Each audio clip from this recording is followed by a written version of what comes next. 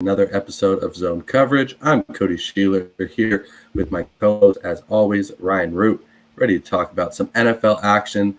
The last week of the NFL season going into Week 18, the first Week 18 in NFL history. But first, we're going to do, before we get into the games and the matchups, we're going to do a little bit of history watch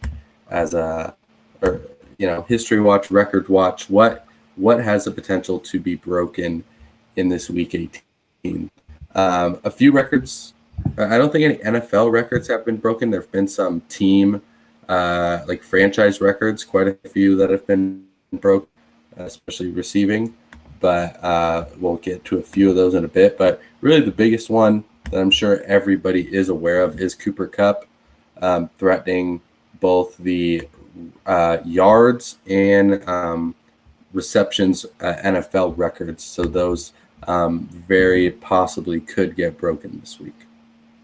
Yeah, especially, it's kind of funny. I'm seeing the receiving touchdowns record on here for him being close to breaking the team record for receiving touchdowns, but we all know the NFL record, I believe, is Randy Moss in 2007. 23.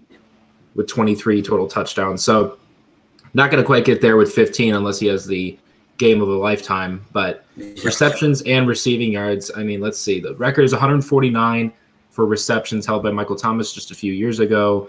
So Cooper Kupp is 11 receptions behind him with 138. Mm-hmm. This could happen just with the amount of usage that he has. The thing is that's going to stick out about a lot of these records is that some of these teams aren't fighting for a number one overall seed. They're not fighting for a division spot. They're not fighting for the playoffs in general, we'll say. So, the Rams case, they're really fighting for second place. They're fighting to have the Rams, one seed in the first week of the playoffs.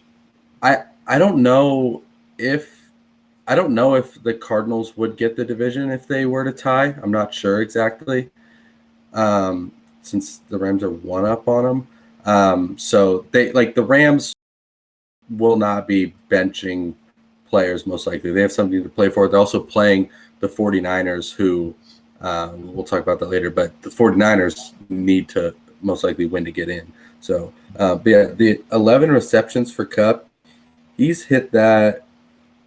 Close to. He's hit that. How many times has he gotten at least 11 receptions? 3 times he's gotten 11. 2 other times he's gotten 10.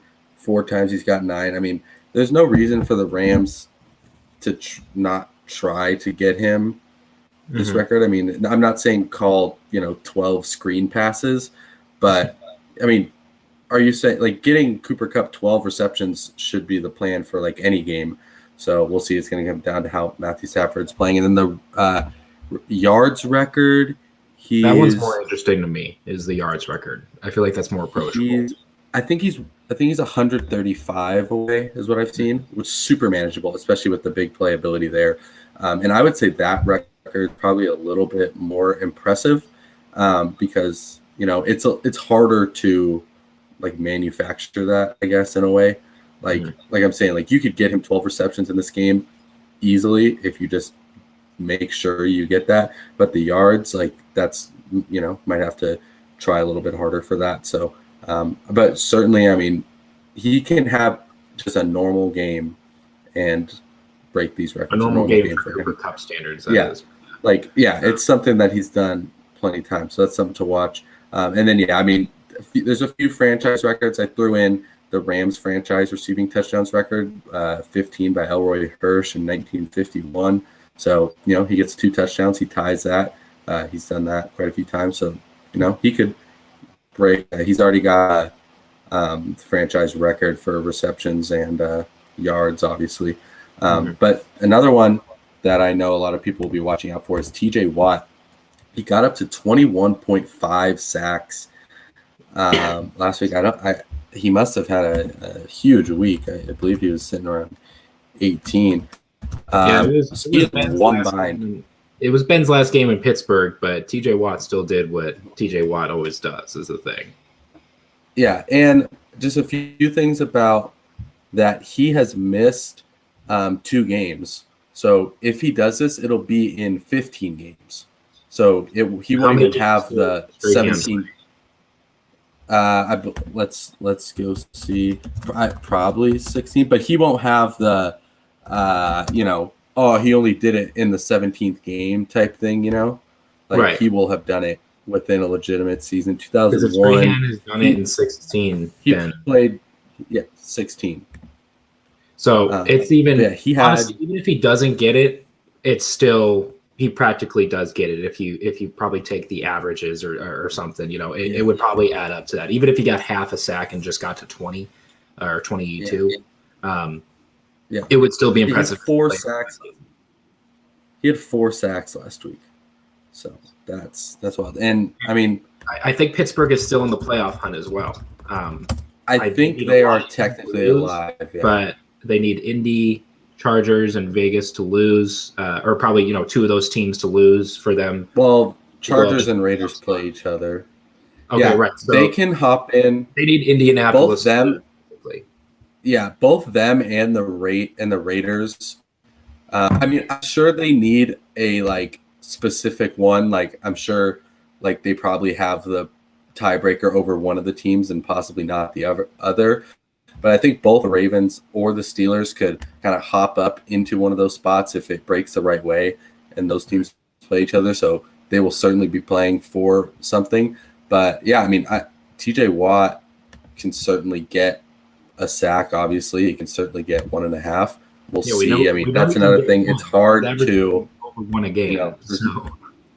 What was that? We know that he can get at least 1. He's averaging well over 1 a game, so he could definitely get 1. Yeah, and the thing is,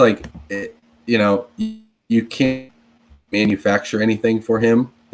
He's going to be rushing the passer most plays anyway, so it's not like you can do anything different. You can't, force feed him, passes or whatever. So he's just going to have to do it himself. Maybe draw up a few nice blitzes for him. But so that's certainly something to watch because that's a record that's been so close to falling, so many times. And, this is probably one of the biggest threats, this will be 20 years exactly since the record. So at least season wise. So that's something. Let's see anything else. Let's stick to the NFL records. Tom Brady has some that he can threaten. He's 480 yards from the passing yards record. Probably won't hit that, but mathematically possible.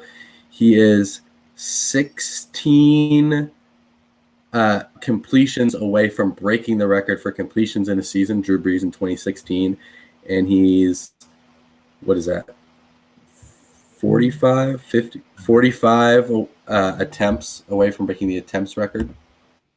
Yeah, set by Stafford in 2012. He could definitely do just on any given day. It depends on how much that Tampa Bay wants to use him.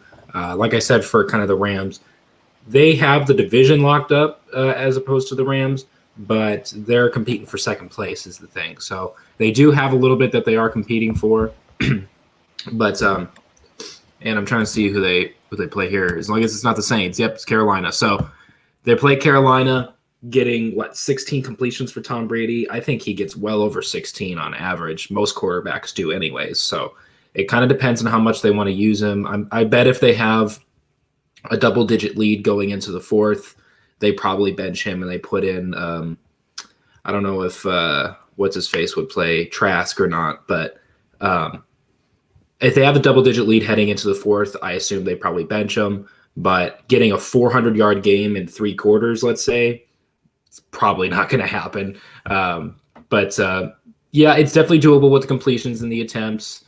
And, he's 10 yards shy from getting 5,000 passing yards otherwise, which has been done, I want to say less than 5 times or it's less than 10 times, excuse me.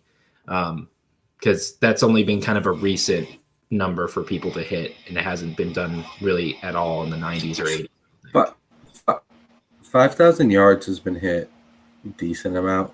Right. It's more of a recent stat line that's been hit. I'm saying it was not hit in the 90s or the 80s because there just wasn't as much usage. Yeah. Yeah. But yeah, obviously the Buccaneers are a candidate of, what do we see from them? Obviously, if they're playing their starters, which, the Rams are playing a game that they could possibly lose. If Tampa Bay wins, that would give them the second seed, which probably pretty valuable. So we could see something with them. But, if they're playing their normal game, I mean, they're a throwing team at this point, especially. I don't know who is going to catch the passes, but the completions record probably will fall. I think he'll probably get 16 completions in a normal game, even if it is 3 quarters. Attempts we'll see, depends on how much they need to do. Yards, I doubt it, but one big game away, certainly possible. Another one I want to throw out there quickly. Darius Leonard has 8 forced fumbles. The record is 10, held by 3 people. I believe Charles Tillman, Robert Mathis, and OCU Manura have 10. So, just something to watch there. Forced fumbles isn't that, huge coveted stat, but it's something. So we'll see if he can do that. Yeah, it's like with forced fumbles being not as glorious of a stat, it's like they are forcing potential turnovers. So you'd think it would be a bigger stat than, let's say, like sacks, for example. But it's kind of a sneaky stat that I don't think a lot of people take into account. I mean, from those 3 people that you listed, one of those is a corner. So this isn't even that was the peanut punch. Yeah, it's like this isn't a stat that's just for edge rushers. That's just for linebackers. It's not like interceptions where it's just really in the secondary. I mean, forced fumbles is one of those wide range stats that really anybody can hit. There's nothing on offense that really serves the same purpose. One that sticks out to me as well, which is kind of funny because we were expecting him to break this record anyways. It just took him a while to get rolling. Is the rookie receiving yards record for tight ends. Kyle Pitts is he's less than 100 yards away with Ditka in 1961 with 1,076 and Pitts with 1,018. This record has literally stood for 60 years. So, Kyle Pitts breaking a 60-year record is insane, Yeah, I think he'll need 59 to break it on there. So 60 yards. Something like that. I don't know. Maybe my math is off. It's less than 60. Yeah. So he probably should get it, just having an average game. It's crazy to think tight ends just don't have the level of impact that, we see a lot of other first-year players have. It's a tough learning curve, and even Pitts has not lived up to a lot of expectations, and he is very ready to break the rookie tight end receiving record, which is crazy. And obviously, Chase has already broken the rookie receiving record in general. That's he passed Justin Jefferson. But another rookie receiving record, Jalen Waddle, is 2 receptions shy of tying the rookie receptions record set by Anquan Baldwin in 2003 with 101. And another thing, Jalen Waddle did miss 1 game in the COVID protocol, so this will be 16 games for him. So again, not the extra game bump, if somebody's trying to discredit that. But for all the hype that Jamar Chase is getting, and rightfully so, had a rookie of the year, worthy performance last week. Jalen Waddle has also been incredibly good.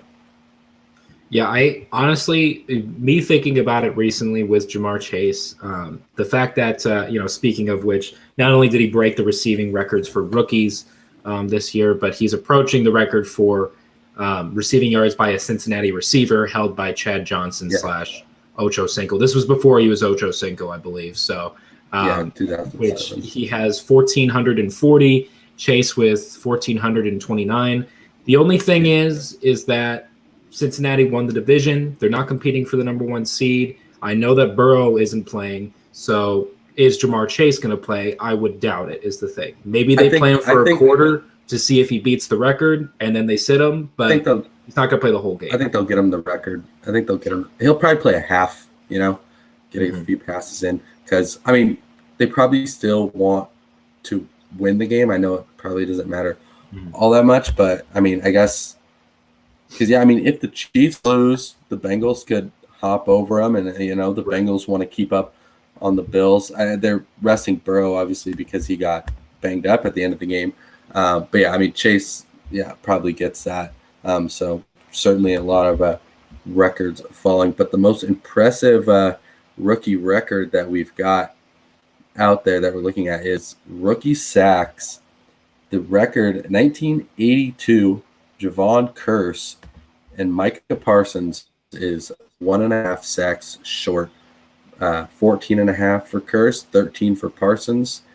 I mean, insane that it's coming from a inside linebacker, but having one of the best rookie seasons we've seen in a long time, and hoping to rival Curse, who had an incredible rookie season.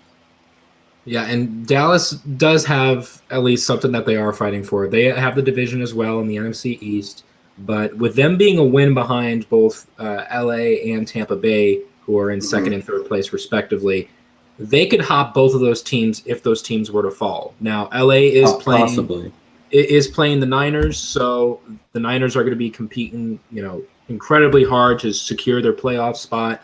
And Tampa Bay, they're going against Carolina, so there's not really a lot of wiggle room there for Dallas. So they're playing for something at the end of the day. They are going to be at least the 4th seed, but as it stands right now, they play Arizona next week if they stay where they are, and if every team stayed where they are. Now, Micah Parsons being a sack and a half away, it's the same thing with TJ Watt. You kind of just have to sit back and see how long it's going to take him to do it in the next game, because I think he actually will break this record. We'll see. Yeah. If he gets 2 sacks, which is very doable for one of the best defensive rookies that we've seen in quite a while, he's easily the favorite for Defensive Rookie of the Year. This would only just be a cherry on top, and it might go down as one of the best defensive rookie seasons ever behind Lawrence Taylor. And it's kind of funny, like with we were talking about Kyle Pitts a while ago, that's record standing for 60 years set by Ditka. It's like, for the longest time, people weren't, oh, look at that Rob Gronkowski in Arizona. We got to pick him up. He's going to be first overall pick. Look at that Jimmy Graham. We got to pick him. Like, no one was saying that about Travis Kelce either, Tony Gonzalez, you name him. Mike Ditka was kind of that first superstar tight end. That's why that record stood for so long. So Kyle Pitts is breaking that barrier for tight ends, and it's serving them so. But Micah Parsons, I mean, we just had Chase Young last year be one of the best defensive rookies taken off of the board. Joey Bosa, Nick Bosa as well. You have plenty of rookies that had quite a bit of buzz. Isaiah Simmons from Clemson recently. So Micah Parsons has lived up to the hype and then some is the thing. Well, none of them were legitimate defensive player of the year candidates. No, and this record may very well push his stock up even higher because, I mean, TJ Watt, if he beats the record, it's no ifs, ands, or buts. You got to give it to him. Trayvon Diggs, I don't think is in the discussion anymore. I think it's pretty much between TJ and Micah Parsons, and we know who it's going to go to if one of them breaks the record. But if Micah breaks his record, congratulations, he had an amazing rookie year. But TJ is like a 95% winner at this point. Still very impressive season. What else we got there? Now we just got some franchise records to kind of look at. I think Devontae Adams is 21 yards short of the receiving yards record that Jordy Nelson set in 2014 with 1,519. And Adams is certainly playing. I believe he had a quote come out where somebody asked him if, are you not going to play in week 18 because you're injured? And he said, if you're worried about getting injured, go to church. So it sounds like he's playing, so that will fall. And then another more interesting one, I think, is Justin Jefferson pushing for Randy Moss's franchise record for Minnesota. Jefferson's at 1,509. Randy Moss did 1,632 in 2003. And I mean, if you're breaking any record with Randy Moss's name attached to it, that's huge. So, he would need a, 100-yard plus game. We'll see if it happens. But that, so Adams certain fall. We talked about Chase. One probably will fall. Minnesota, that's one to actually keep an eye out for. And especially with Chase, just one more thing on him. If he breaks this record now with Cincinnati, he already has the rookie receiving record. If you're going to give Cooper Kupp Offensive Player of the Year, which, that could very well, his case could be very well proven on Sunday if he breaks the receptions and yards record. But then if you got Chase breaking records as a rookie, then I think he might have the jump on Mac Jones. I don't think Mac Jones is the go-away favorite anymore. I think this is actually a closer race between the two of them for Offensive Rookie of the Year. I think Chase is now he's now the betting favorite.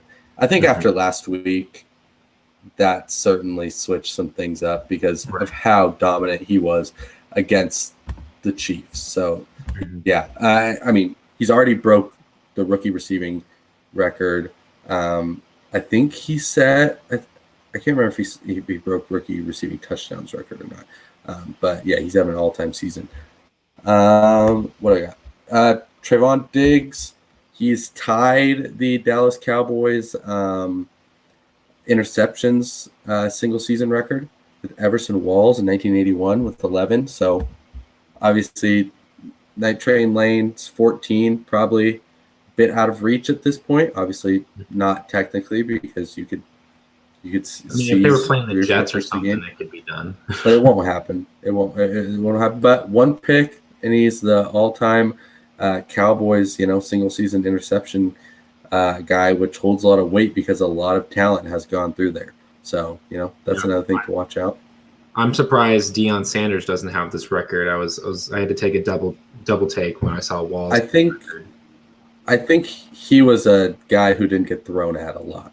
Sure. Yeah. That's the thing with corners is that, like we've said before, Jalen Ramsey is easily the best corner in the league, but he's not out here with 8 interceptions, right? So the interceptions he's not set to break any records. Yeah, the weight that the interceptions record has held in the past has been kind of diminished lately because more and more every day I see more stats about how Trevon Diggs has allowed over 1,000 yards on his coverages because he's a very aggressive corner. There are corners who will just shut you down and you're not going to get a single reception. And then there's Trevon Diggs who just want to play their cards every time and try to go for the pick.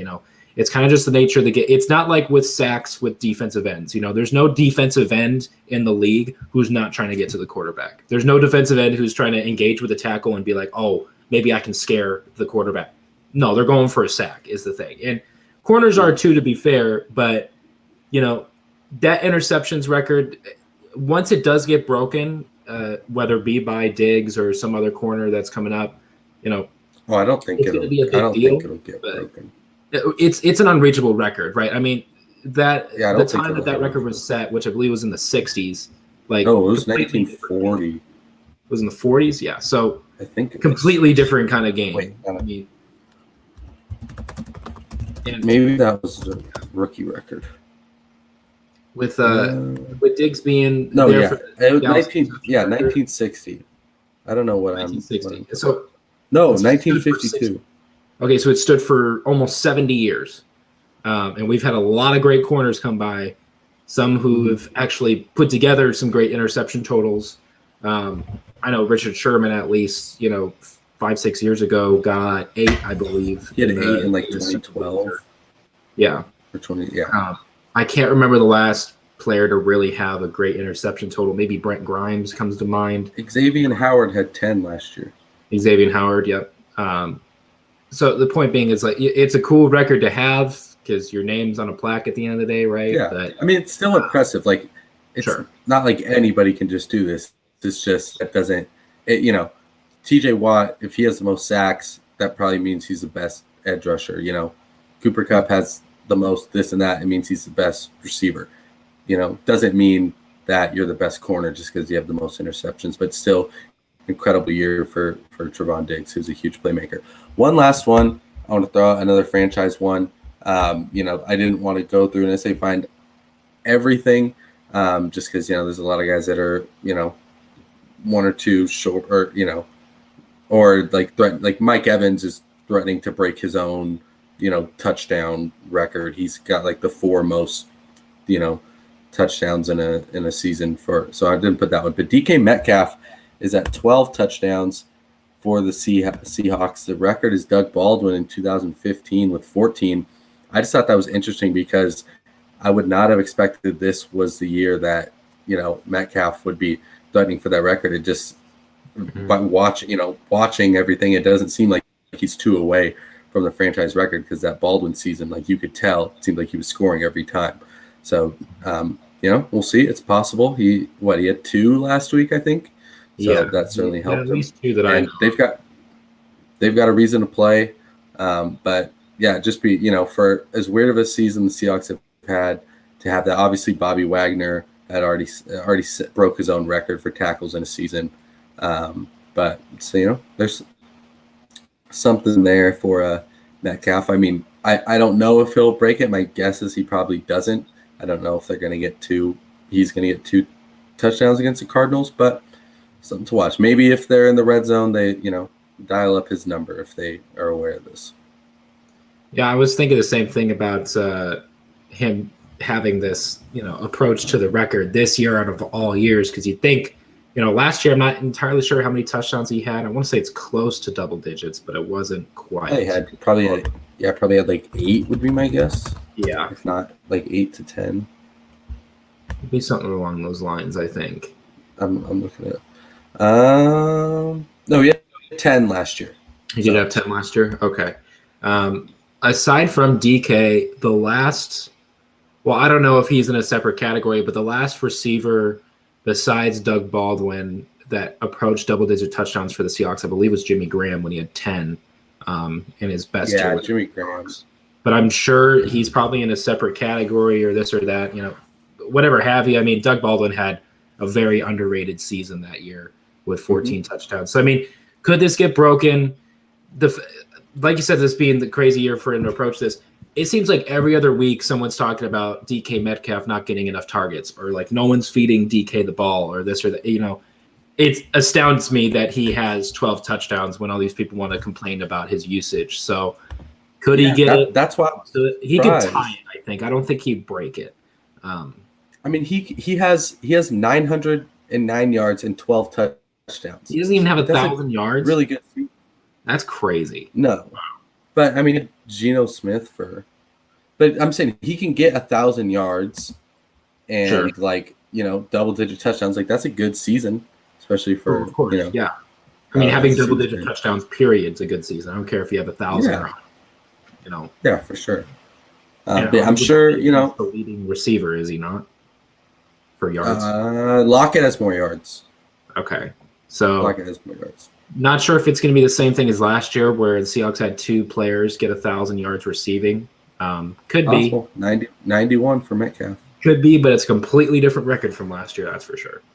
Yeah, I'm sure there might be some others out there that we didn't hit on. I obviously did not go through every franchise record. I tried to look at some sack ones, but honestly, there wasn't either somebody, like TJ Watt has it, or Myles Garrett and Trey Hendrickson. There's another guy that's up there. Like, these guys already have it in most cases. A lot of records have already been broken, so congratulations to those players who have done that. But these are the ones that. Last one I'd be curious about is Trevor Lawrence's interception total for Jacksonville. Actually, it's high. For franchise or rookie? Just for franchise, the total interceptions for the Jaguars. I bet you it's up there, but the Jaguars have had plenty of terrible quarterbacks. So that'd probably be the only other one that I'm curious about. Yeah.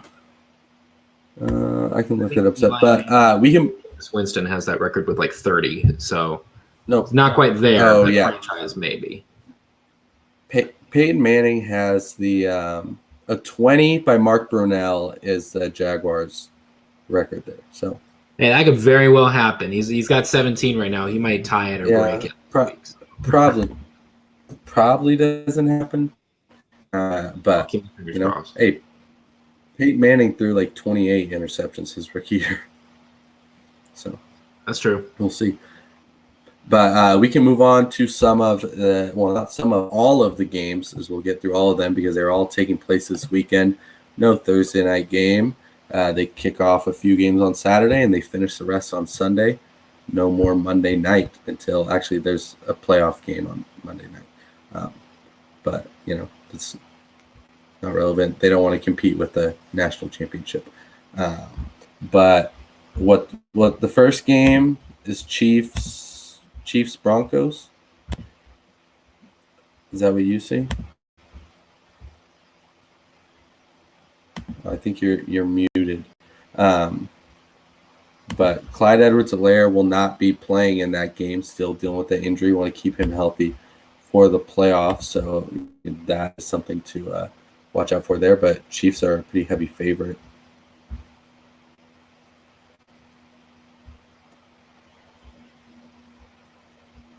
I see. Maybe it's my thing. Let me.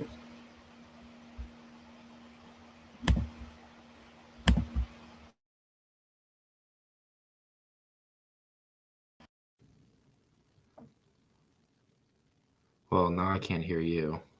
Of course, we got to have technical difficulties on the last game of the season, or last week of the season. There you go. I can hear you. I think my headphones are messing up, so I must fix those. Yes, I can hear you, and you should be able to hear me, I think.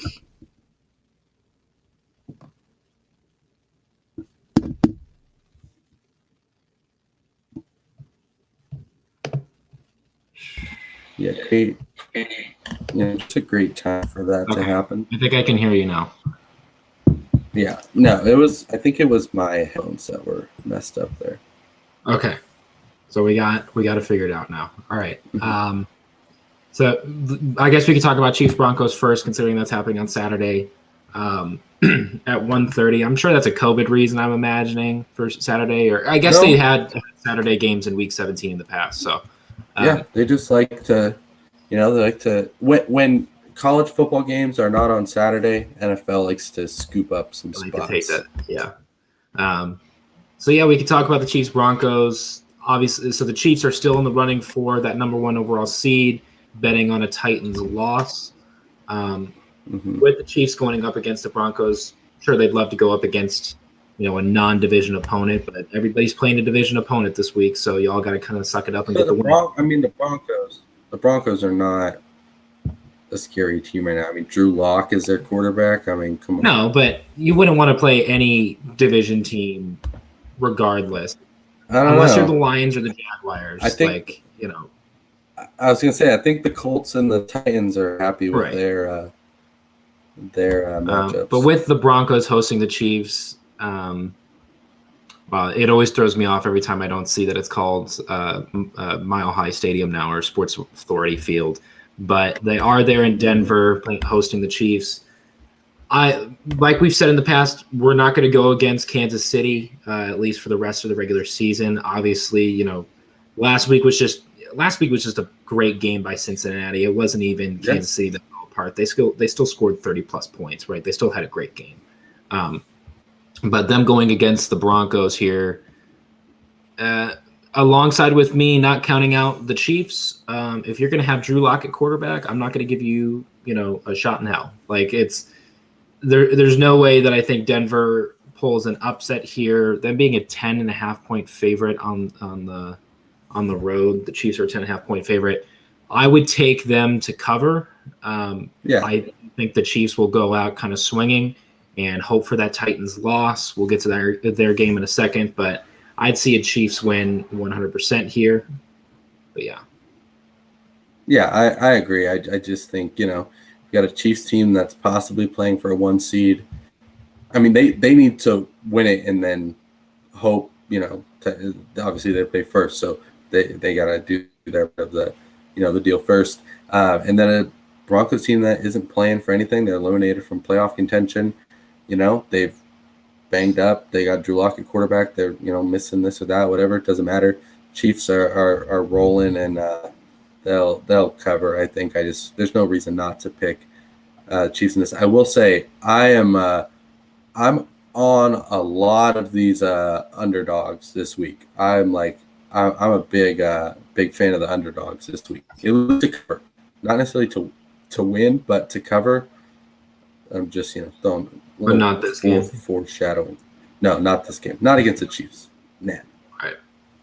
The lines are. I mean, we're gonna see some weird lines because of either announced resting players or just assumed resting players. I think no, there's one coming up, but this one is a game that should be normal. Yeah, don't see an upset happening here. Then for Saturday night football, we have the Cowboys going on the road to play the Eagles in Philadelphia. Cowboys already have the division locked up, and the Eagles do have a playoff spot as well. With the Cowboys being a 4.5 point favorite, I don't know if I'm super sold on the Cowboys taking out the Eagles. I feel they could put up a fight, I think. Yeah, I expect the Cowboys to, use this little playoff primer, play their best ball, hopefully. The Eagles, I mean, I don't think they technically have anything to play for. If the Saints make it wild card, well, that's what I'm saying. That's if the Niners like make it into the playoffs, if the Niners win, then they're the 6th seed. If the Niners lose and the Saints lose, Philly is probably the 6th seed. So I don't know if they can really change much on this. They'll obviously still be playing to win, but I think Dallas probably has a little bit more to play for. And we've talked about those records the Cowboys have possibility to break. I mean, Philly's not going to throw the ball a ton, so 2 sacks, for Parsons and a pick for Diggs might be a little difficult. I'm sure Philly will not want those records to get broken on them, but they're going to run the ball, and I wouldn't be surprised if we see Dallas not necessarily, sit players, but probably see some more Tony Pollard and Corey Clement than we see a bunch of Zeke and maybe Michael Gallup tore his ACL last week, so he's out for the season. Tough scenes for them, but maybe not like sitting them out, but maybe saving them a bit. A little bit more rotation at some of these positions. Some Cedric Wilson getting involved there. But I still think they're going to be able to do enough to beat the Eagles. I think this game holds a little bit more meaning than people are letting on with Dallas, because you just lost to Arizona last week, and relatively a decent game. It's not like I mean, I would say that they blew it against them because it's don't get me started on Arizona, right? But Dallas playing Philly, I mean, this is like a bitter rivalry, regardless if these teams win the playoffs. So Dallas not only needs to win this game from a rivalry standpoint, but on a playoff standpoint, if you drop this game to Philly, which, like you said, even if Philly wins this game, if Philly wins this game, and the only way that they could take over that 6th spot is if San Fran loses, because San Fran got a win over Philly. So if their records are the same, San Fran will be higher. But anyways, Dallas, if you drop this game, your Super Bowl hopes are plummeting, because you can't win or you can't lose back-to-back weeks right before the playoffs against 2 playoff teams, and 2 playoff teams that were not the for sure number 1 overall seed. They were not the division winners. These were teams that are trying to remain in the playoffs, and you cannot lose back-to-back games going into the playoffs. They need to put their best foot forward on the road in Philly as well. Like you said about Philly not wanting them to beat the records, I could totally see them being real petty about it. Philly would be Parsons a chance or Trayvon Diggs. I could totally see that. Yeah, Philly would be trying their hardest if they had like 4 wins right now. Like, that's the thing about these last week games. Like, teams just want to play spoiler just because even if the win doesn't help them, they just want to see their division rival lose. So and it's added motivation for Philly, since a win could actually mean something to them. But I believe in Dallas and what they can do, and I think that they'll get together, because they lost to Arizona, but it wasn't like a terrible loss. Like, they didn't get their they didn't get their butts kicked, so they can still puts it on. Right. I'd still take Dallas just for the sake of me picking, I think, the better team. But Philly, they've proved their worth this year, and we've been very back and forth on Philly this entire season, but they are a playoff team officially now. So they will have a winning record too. But Right. I think Dallas will still win, and I'll pick them to cover as well, just with as low of a spread as that. But yeah, I'll pick Cowboys to win and to cover.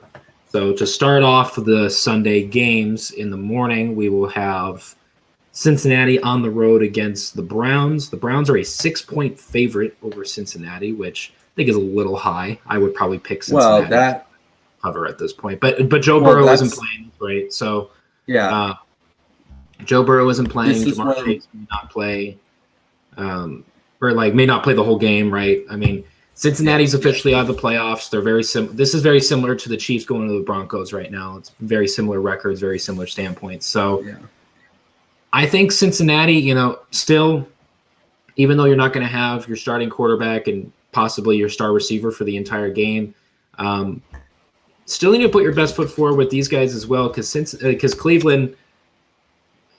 Cleveland's been very, very inconsistent. Don't get me wrong, but you need a win going into the playoffs. Would a loss absolutely ruin their morale? Absolutely not, because you just beat arguably the best team in the league last week, if we're not counting the Packers.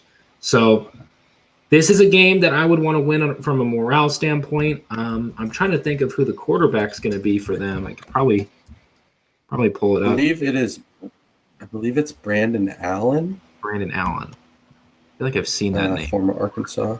Well, he came in at the end of that game. But this is the first of a few lines that are clearly, influenced by one team not playing or having certain players. Like the Bengals obviously said Joe Burrow will be resting. Joe Mixon is out, being placed on the COVID list. And the Bengals are expected to sit a few other starters. Nothing's been official. We don't know for how much of the game. You got to sit Trey Hendrickson. You got to sit. I'm trying to think of the name. Bates. You got to sit him. Bates. Yeah. So Cleveland may get. Maybe not necessarily. I still think Cincinnati is the better team, just in terms of momentum following them. Because Cleveland's just beaten up. Yeah. I think you'll see. A handful of people, and I don't know if they're still in play. They could possibly stay in play for a 1 seed, I think. For the number 1 seed, I don't think so. If Kansas City and Tennessee lose, and they win, they could tie them record-wise. I don't know the tiebreaker. But, yeah, Cleveland is going to be without plenty of people. Baker Mayfield's having surgery, so I don't think he'll be playing. Probably looking like – so that's why, some of the cases, I'd say okay, sure, the other team, can beat the backups and everything, but the Browns are going to have injury problems and guys, out of their own. Kareem Hunt didn't play on Monday, so I agree. Certainly taking the Bengals with the points, and we'll see, but I think they'll play enough players, particularly on the defense, to keep them involved and close in this game and can get them to win. Right, but. Hopefully we got some more interesting games, because the next one on my list here, we possibly have the matchup of the weekend, because this is arguably, means the most. You have the Green Bay Packers going to Detroit to play the Lions. We're going to see if Jordan Love gets his first career win over the Lions, because Lord knows Aaron Rodgers isn't going to be playing on Sunday. So is this Detroit's opportunity to get a win over the coveted Packers? Packers are a 4-point favorite with Jordan Love, which I don't know if that's favoring the Packers, so to speak, with that number, or if they're kind of sleeping on Jordan Love. I think, that spread's relatively right, but I'd pick the Packers to cover still, mainly because Detroit, I don't think Goff is going to play, so you got to play with a backup quarterback. But if Jordan Love has practically no experience other than getting whipped by Kansas City. So I don't know where to go with this one. I don't think it's been officially said that Aaron Rodgers won't play. Him and Adams have said they're going to play. Either way, I don't think it changes anything. The only reason they should play is for half his record. That's about it. Yeah. Play a half, Because the other thing with the Packers won't play next week. So do you really want to have, 2 off weeks in a row to kind of like, sure, it might help some people, but play a half, beat the Lions, but they've already got a week off next week. So they don't necessarily need the rest as much. You want to stay up and, stay, not get rusty or anything. But yeah, they'll play a bit, get the records. Rodgers, add a couple more touchdowns for his MVP case, have a huge lead on the Lions, let Love coast to the finish. Detroit just got blown out by Seattle last week, so they're not going to beat Green Bay. Unless Green Bay literally sits like 30 players. I don't think they should start a single starter. Reason being is that they are the number 1 seed. They're playing against, I will say, arguably the worst team in the league, because there are the Jaguars. There's the Jaguars at the end of the day. But there's nothing to prove here. Is that getting extra reps before your week off, sure, if you play a first half to, just put your statement on it to say, oh, we are the team to beat. Devontae Adams beat this record. I am the MVP. First of all, the only person that's maybe going to have a late surge for MVP, honestly, is Joe Burrow. But he's not even playing. And Jonathan Taylor, unless he gets 2,000 yards rushing, he's not going to stand a chance either. So it's Aaron Rodgers' award to win. And Devontae Adams doesn't have anything to prove. We already know he's one of, if not the best receiver in the league. You already have a week off. Take 2 weeks off, because recently in the playoffs, you have fallen apart when it comes to proving yourself in the playoffs. So I'm taking every precaution necessary if I'm the Packers to make sure everybody's on the same page, everybody's healthy, everybody's social distancing so we don't lose some players to COVID. Get ready for the playoffs. Get ready to take out the first team with ease, and get ready to take out the second team just as hard. You have to prepare for these playoffs because you're easily the best team in the league, and you have had a history, literally these past 3 years, of falling apart in the conference championship game. Yeah. I wouldn't take a single risk if I'm Green Bay. They'll play a half is what they'll do, but they'll beat the Lions. I think they're stupid to do that. But regardless, Packers are going to win. Jordan Love will get his first ever win, likely, because they'll probably run the ball, and Aaron Rodgers will get him ahead enough to just sit there. But I guess it wouldn't necessarily count for Jordan Love, right? He didn't start the game, so yeah. If he doesn't start, we'll see. But we'll see how it goes. There's some guy. You're not gonna rest your linebackers. You give the veterans. Think about the amount of injuries that this team's had. Why would you want to play this game anyways? You just got Jair Alexander back. I don't think Bakhtiari's not barely back, but no, not guys with injuries. But I don't think we never see teams rest bench everybody. Everybody doesn't, because they're still going to want to win. They're still going to want to just let them play a half, get 4 drives, score 4 touchdowns, lock it up. But we don't need to spend too much time on this. I'm rooting for your Lions, but probably not going to happen. We'll see Chicago go on the road to play the Vikings in Minnesota. Yeah, these are a 5.5-point favorite. I'm going to say for these games that don't have any playoff implication, we can just say a pick and move on, because there's no need in focusing on, because Minnesota Bears doesn't and have Vikings a chance to make the playoffs. No, both of them are out. Other than Justin Jefferson maybe making the Minnesota record, that's probably the only thing here. But regardless, Bears aren't going to win. 2 coaches possibly playing their last game. One certainly is, and Nagy. One might be. We've said that for the past 2 years, so who knows at this point? Well, but Mike Zimmer, I think, would be that'd be a more controversial one, but I would agree with that too. I think Nagy goes out on top.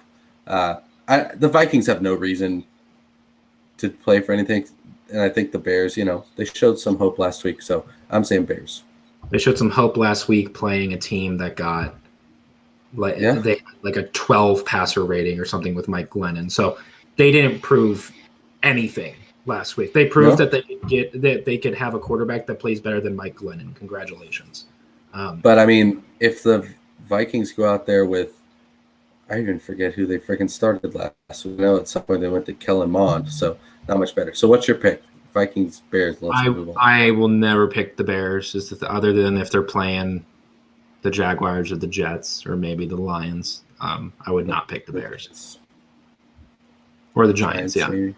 Giants are quickly on their way to being the worst team in the league next year. Speaking of the Giants, they're hosting the Washington football team. Yep, Washington football team wants to get one last win with the old name. On Groundhog's Day, we're going to get a new brand for the Washington football team. Fingers crossed. It could still be Washington football team. If it's the football team, I'm going to be pissed. That's one of the finalists, I believe. But I'm picking the Washington football team. Who are you picking? And let's move on. I assume you're not picking going to Washington, and I hope that the Washington Sentinels next year. But we'll see. So Indianapolis going on the road to Jacksonville. This game does mean something for Indianapolis. They should not slip up whatsoever. You need to get this win, make the playoffs, cut the BS. Yeah. Trevor Lawrence should not be a threat to you. Win this game. They're a 15.5-point favorite. I'll pick them to cover. Colts are going to win, and they're going to cover. Yeah. There you go. Colts are going to win, and they're going to cover. So we got Steelers at Ravens. I believe both these teams are out. No, they're in with under the right circumstances. And Baltimore is in a very dollar and a dream circumstance too. They both have very, very, very low chances, but technically probable. And I will say a Colts win, it will remove the Raiders, Chargers both make the playoffs with a tie. That, maybe they would just mutually agree to just get a tie. That'd be funny. But yeah, I'm picking Pittsburgh. I believe they're the underdogs in this. Pittsburgh taking points. They played pretty good the other day. I think their defense is good, and the Ravens are kind of just falling apart. That's the thing. Who played pretty good for Pittsburgh? I'm just saying, team. So as opposed to the Ravens, who stick around, but they're just so beat up. Is Huntley going to play again, or do they have a new quarterback back there? I can't remember. I think Huntley played last week. No, Huntley's probably there, but I'll pick Pittsburgh. What about you? I think Ravens will spoil them because Pittsburgh, this was a farewell tour for Pittsburgh. This is the same thing I know this is a different sport, but Kobe's last season for the Lakers, it was just a farewell tour. They weren't doing anything anyways. Sure. So Ravens will Pittsburgh isn't near. Big Ben's going to go out. Pittsburgh isn't nearly as bad. No, maybe they let Big Ben. They have no potential to really make a last-minute surge, not only as a team, but just the teams that they need to lose in order to be there. Yeah. I think Ravens will just shut it right up. Maybe Pittsburgh, Ben Roethlisberger gets an 8-touchdown game like Kobe's 60 points, and they just kind of all agree to let it happen. You never know. If he can get the ball to the receivers and he's not out there playing flag football.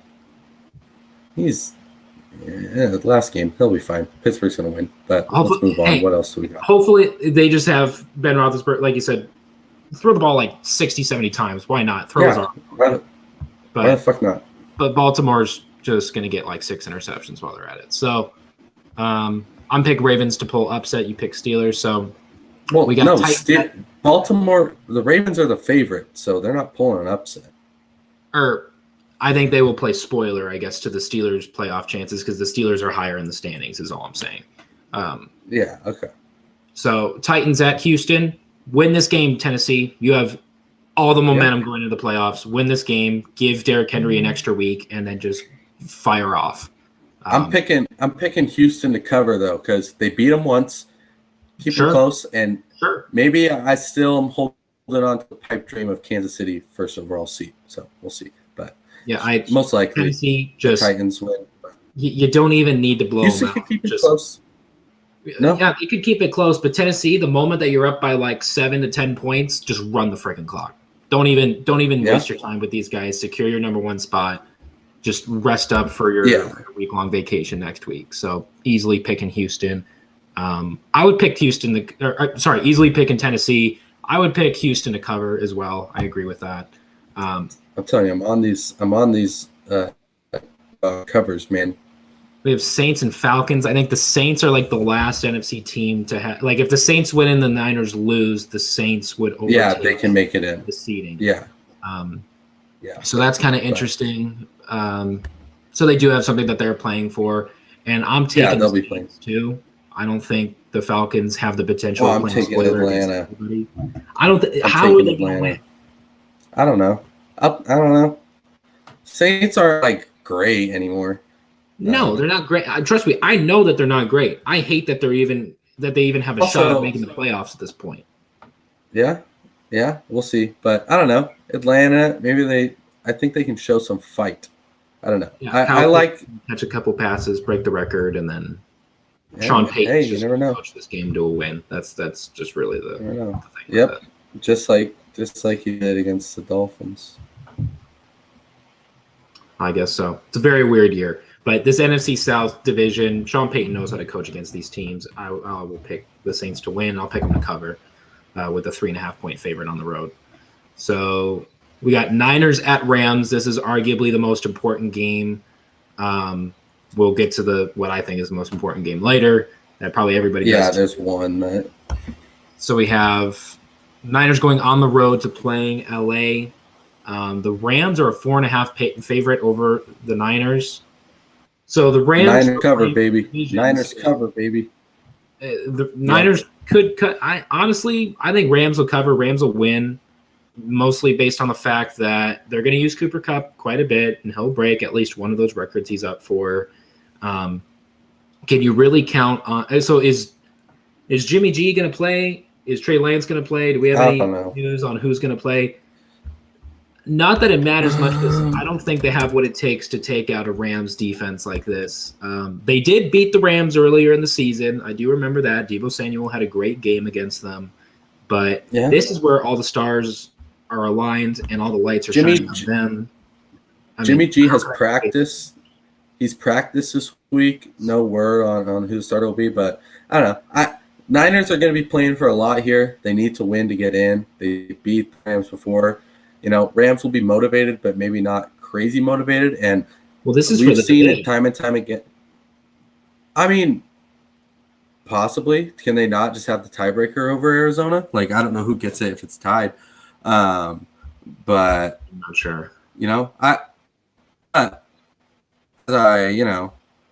Am going to say, this division, time and time again, has some nice little spoilers at the end. And so I think that Seattle also is going to beat Arizona. So, okay, so we just got an NFC West preview here. So, first with the Niners and Rams. I mean, the Rams, if they're going to put a statement out there to say that they are the team to beat and not Green Bay, because Green Bay's playing the worst team in the league right now. Okay, so they don't have anything to prove. The Rams are playing a team that are fighting for the playoffs. What would be better than taking this team out by double digits? Yeah, they're going to want to shut it down. Shots. Winning the division, getting the second overall seed, and saying we are the team to beat. The Niners have had a weird, late season surge with Debo, with Elijah Mitchell, and Trey Lance getting his first career win. Jimmy G, finding some rhythm again. That's all going to get spoiled here again. This Rams team, it's not like we've been back and forth on this Rams team. We've always known that this team's good, but I got to give it to them one more time and say they're going to take out the Niners. And the Saints are going to hijack their spot. I can't believe I'm saying it, but the Saints will hijack their spot also because it matches my predictions for the playoffs. So I have to pick the Saints in that regard. But I think the Rams will win. In terms of the Seahawks and Cardinals, that's Seahawks tough are hot, for me man. to decide. That's. I mean, how many times have these other teams, beaten the Seahawks late in the season when the Seahawks are the playoff team? Cardinals have done it. The Cardinals have done it all the time. Times. The Rams, yeah. It happens. And, I mean, a loss for the Cardinals doesn't do anything, really, if you're assuming the Rams win, then, it doesn't do anything. Obviously, if the Rams lose, then they will Cardinals could overtake them. But, Cardinals maybe use it, rest up a bit, go play in Dallas, where Kyler Murray's never lost. That's true. Why not? But forgot about that. So give me Seattle. Seattle's on a hot streak, man, and it continues. It rolls. They are hot. They just scored 51 points last week. First time in over 5 years that they've done that. if the Cardinals lose, though, that doesn't just mean nothing. I mean, this Cardinals team, they did take out Dallas. They won. I'm just saying, in terms of like, it's not going to change their seeding. Like, they're probably in they're fifth minimum. Whether they win or lose. I hear what you're saying. They are going to be the fifth seed, regardless. So, they could be up to the second or third. I think I think so. Like, if they want to rest, I think I'll agree with you. I think the Seahawks will guys too, just based off of momentum. At least cover. What? Let me. Yeah. Is that? Oh, that's the spread. Yeah, I would pick the Seahawks to cover that spread. Yeah. Sure. Mainly just based off the fact of the NFC West upsets late in the year. I could see that happening. I agree. So I'm in on the dogs, man. I'm in on the dogs. I got a lot more dogs to pick. Okay, we got Jets at Bills. Bills are a 16.5-point favorite. It's the largest spread that I see on these games. Yeah, right. We don't have to talk about this. But we don't have to talk about this too much. But all I'm saying is, Jets covered against the Buccaneers. Bills did not cover against the Falcons. Jets will cover. Bills will win, but yeah, Bills will win here. They'll secure. But all they have to do is, literally all they have to do is win. So they're not going to care to blow them out or anything. And I think the Jets are getting feisty. Yeah, so. The Jets. I just saw a video this morning about the Jets doing a lateral in the middle of the game for no reason, and just like, maybe if that's this team's identity, like, I'm here for it. Like, that'd be really cool to see the Jets be like a college-like team in the future. But I'm trying to look up here, at least before we get to the next game, which we're also remaining in the AFC East, with the Patriots hosting the Dolphins, I believe. And guess what? I'm picking the Dolphins in this one. I'm picking the Dolphins in this one. That's interesting. Okay. I mean, to cover, but I don't know. I still think the Dolphins are scrappy. They beat them at the start of the season. They'll keep it close again. Yep, Dolphins. I just want to point out. I like the dogs. I just want to point out real quick that the Bills, if they do win against the Jets, which they absolutely should and will, the last time that the Bills got back-to-back AFC division championships was in 1990 and 1991. So it's been 30 years since the Bills have had this much control over the division. So I think it's going to happen again. But speaking on the Dolphins hosting Patriots, you know what I'm going to say because I've said it for weeks now. I'm not going to go against Bill Belichick when it's between him and a home game in the playoffs. Dolphins. He's going to make Tua's life hell. I get that the Dolphins won, but this Patriots team was completely different week one. But the Patriots, Patriots, even if they win, like they're probably going to be a wild card team because the Bills, probably. But if they have a hint of playing a playoff game in Foxborough, where I don't know what the Patriots' all-time record is in Foxborough in the playoffs, but I'm sure it's pretty friggin' high. So if they have a hint of a chance to play a home game in the playoffs, sure, but just take this team out. Miami will keep it close. I think Miami and New England are similarly talented teams. I think they're similarly built with offenses that aren't great, but have decent parts, and then defenses that largely lead the way. New England's more talented, but I think these are two very similar teams, especially with the fact that Brian Flores being a former Belichick coach, and so talk about guys just have another guy's numbers. I think Flores might know how to keep it tough with Belichick. The former Patriots coach, narrative that follows teams means something to a certain degree, but it's all about the quarterbacks at the end of the day. We literally just saw it last week with what they played the Jaguars last week, right? Yeah, but Tua's okay. But is Tua good against the Patriots defense? Okay, sure. Tua's been playing good as of late. Has he played Bill Belichick? Because there's no way he's going to make him comfortable. He beat Bill Belichick. Yes, and I just said this was a completely different team week one. They did not have the identity that they do now. I mean, we just got to make sure that Mac Jones doesn't make mistakes, and you got to make sure Tua is always pressured. And although Tua's been playing well, You give Tua a lick of a challenge like he had last week against the Titans to keep the playoff hopes alive.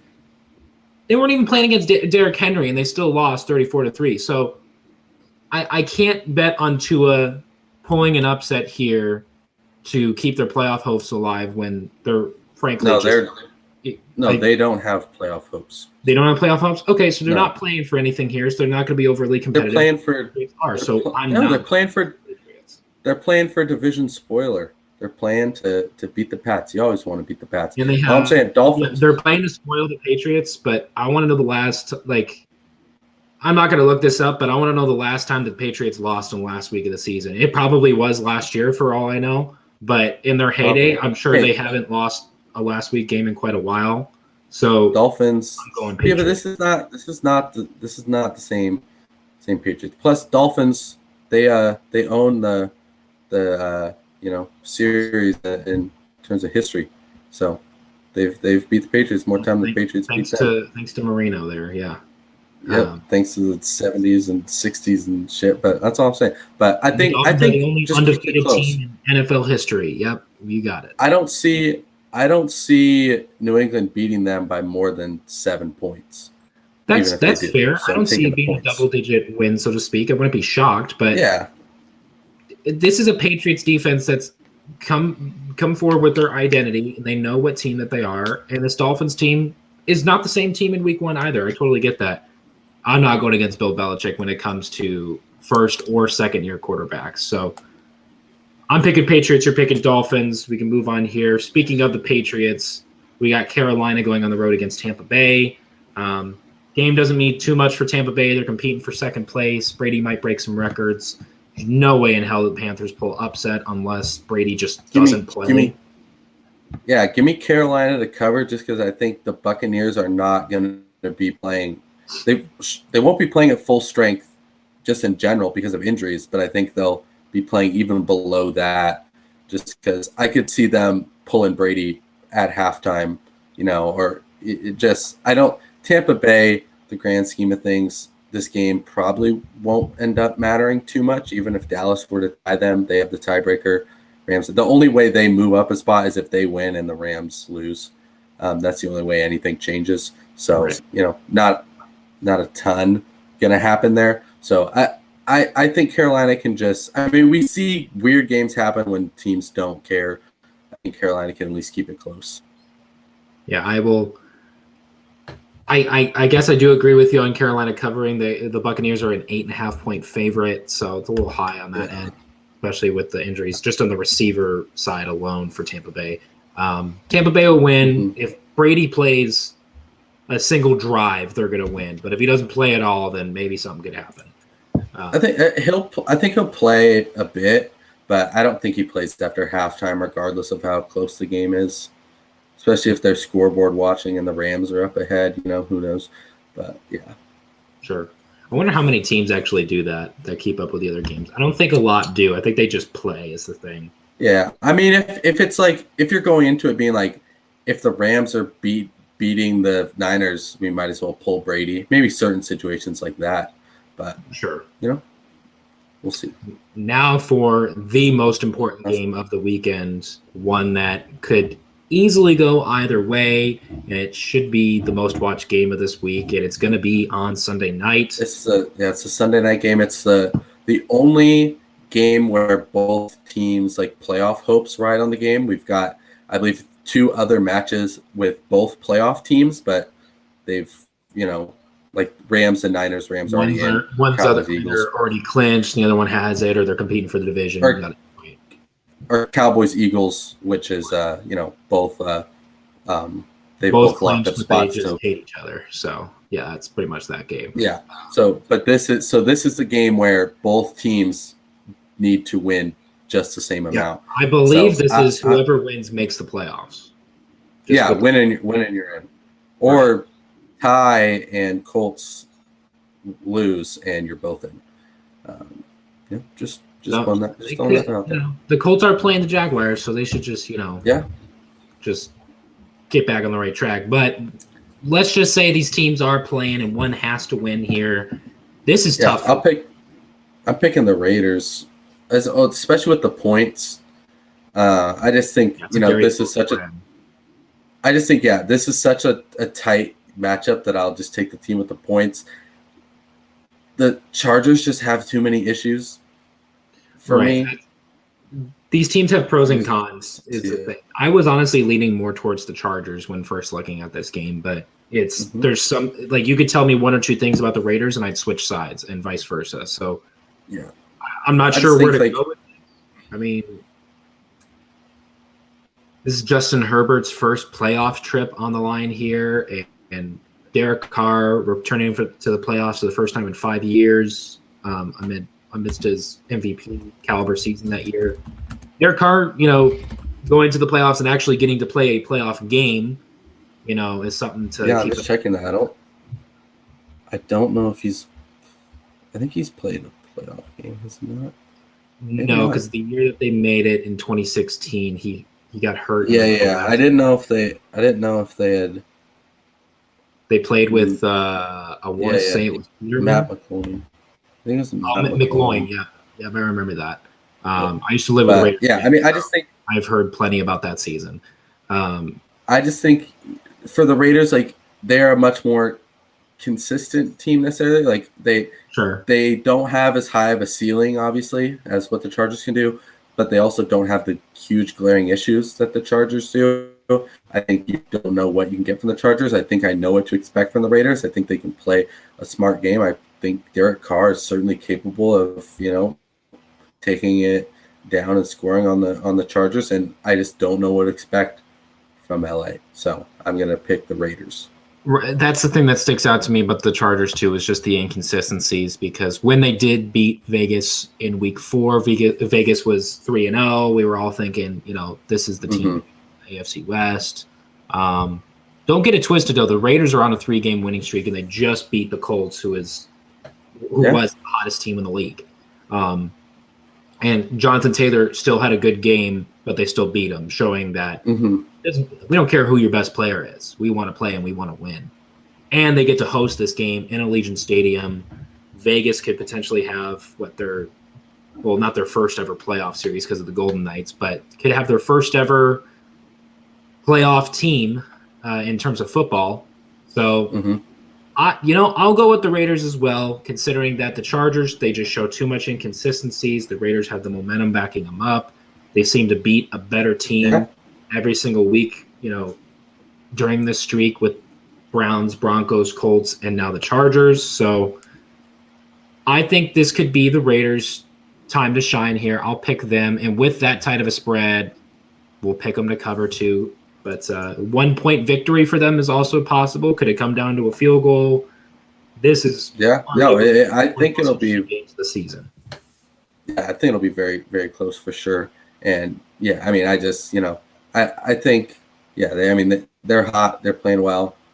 Narrative team, they kind of get in this playoff berth after everything that happened. Feel good story. To be fair with the Raiders, they'll win this game and then they'll likely play the Chiefs. They'll likely play the Chiefs, and they'll get whooped in the first round. Yep, but they're going to make the play. So I'm rooting for the Raiders in that regard. Yeah, that will do it for us today. Thank you for tuning in and hearing what we have to say about the final week of the NFL season.